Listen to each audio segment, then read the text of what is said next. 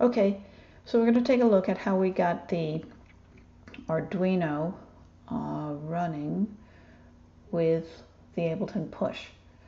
So the first thing to know is that you want to make sure that you have the right board selected and you have the USB modem serial port for that running and selected.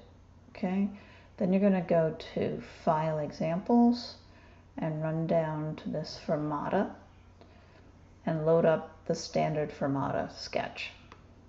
Okay, you're going to hit upload for that, and it'll tell you when it's done, how much room you have left. You don't really care because the rest of the coding is going on in Ableton. Okay, so over here in Ableton, what we have set up is the Arduino, which came out of the, make sure you can see that. The Arduino, which came out of the Max4Live Connections packs. So we're going to go to Packs, Connection Kit, and Arduino. Once we're here, we make sure it's listening on the right port and that we're looking at the digital pins. Set it to be a servo and say, look, I'd like to map this, and I dropped in an audio effect rack over here. So that macro 1 can be controlled by,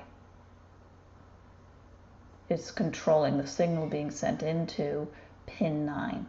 I picked 9 because it's pulse width modulation, and that's what you need for controlling the servo. Okay, so we're gonna look at the servo here. We're gonna go up to the audio effect.